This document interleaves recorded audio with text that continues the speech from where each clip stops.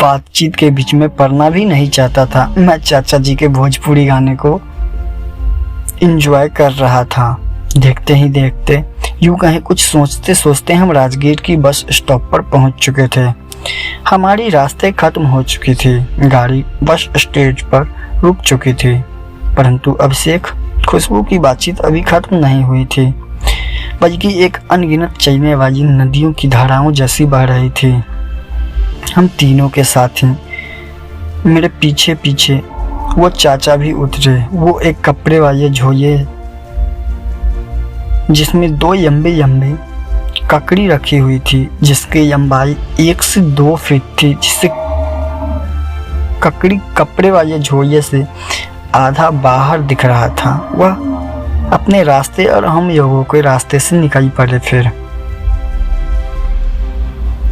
हम लोग सड़क के किनारे टांगे का इंतजार कर रहे थे। आप राजगीर जाते हैं और वहाँ टांगे की सवारी नहीं करते हैं तो आपका राजगीर जाना व्यर्थ। हम लोग टांगे के इंतजार कर रहे थे। उसी वक्त खुशबू ने अपने मोबाइल फ़ोन निकाला। उसने एक नंबर डायल किया। अभिषेक मुझे पहले बता चुका था कि राजगीर में हम 3 लोग नहीं बल्कि 4 लोग साथ साथ घूमने वाले थे। उसने बताया कि खुशबू की फ्रेंड नेहा राजगीर में किसी हॉस्टल में रहती है। वह इंदिरा इंटरनेशनल कॉलेज राजगीर से डिप्लोमा कर रही थी। नेहा तुम कहाँ हो? यार हम लोग राजगीर पहुँच गए हैं। खुशबू नेहा को फ़ोन पिक करने के साथ ही बोली, यार मैं बस स्टैंड में ही खड़ी हूँ। ओके अच्छा, मैं तुम्हें देख ली हूँ, तुम वहाँ पर खड़े रहो, मैं तुम्हारे पास आती हूँ। फ़ोन से आवाज़ आ रही थी। कॉल डिस्कनेक्ट हो चुका था। कुछ ही सेकंड के बाद नेहा इशारा करते हुए आई। उसके चिकने गालों पर पड़ती सूरज के मध्यम किरण सतरंगी इंद्रधनुष जैसा महसूस करा रही थी। वहाँ की हवाएं उसकी गुलाबी होठ को छूकर मस्त मौला होकर पीपल के पत्तों के साथ झूम रहा था। वैसे मुझे लड़कियों में कुछ ज़्यादा दिलचस्पी नहीं थी, लेकिन फिर उसे देखकर मेरे दिल में कुछ कुछ हुआ, मगर वह प्यार तो नहीं था। मैं यह दावे के साथ कह सकता था। हम लोग वहाँ से टांगे चढ़कर राजगीर की ब्रह्म कुंड के पास पहुँचे। वहाँ पर हम लोगों ने गर्म पानी के कुंड में स्नान किया।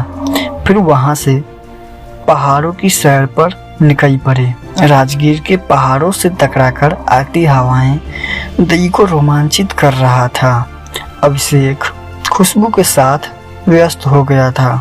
वह कभी खुशबू के साथ सेल्फी लेता तो कभी हाथ पकड़कर आगे बढ़ता और कभी उसके भाइयों को सहलाता तो कभी एकांत पड़े पेड़ की छांवों में उसके होठों को चूमता। मगर इन सबों के बीच नेहा अकेले रह जाती। मैं थोड़ा शर्मिया था, जिसके कारण किसी लड़की से जल्दी नहीं घुल मिल पाता था, जबकि नेहा बहुत ज़्यादा फ्रैंकली थी। वह जल्द ही किसी के साथ घुल मिल जाती और बकबक करने में तो सबको पीछे छोड़ देती थी। हम चारों पहाड़ों की ऊंची चोटी के करीब तक पहुंच चुके थे। धूप तो ज़्यादा नहीं थी, मगर फिर भी तेज़ी से पहाड़ चढ़ने के कारण हम लोग पसीने पसीने हो गए थे और प्यास भी लग चुकी थी। मैंने अपनी गर्दन दूसरी तरफ करके देखा तो वहाँ एक छोटी सी झोपड़ी नुमा दुकान थी, जिसमें एक व्यक्ति कुछ सामान बेच रहा था। मैं उसके पास गया। वहाँ से खाने के लिए पकोड़े, चटनी, पानी की 4 बोतलें लिए। नाश्ते के बाद हम लोगों ने पहाड़ की दूसरी छोर पर जाने लगे। इसी बीच वहाँ पर एक बहुत ही सुंदर सी चबूतरी दिखी, जिस पर हम सभी लोगों ने बैठकर बारी बारी से फोटो खींचने लगे। उन सब के बीच में मेरी फ़ोन की कैमरा सबसे अच्छी थी, होनी भी चाहिए थी, क्योंकि हमारे पास ओप्पो का फ़ोन था। सब लोगों ने फ़ोटो खिंचवाए। पसंद मेरा, फ़ोन मेरा।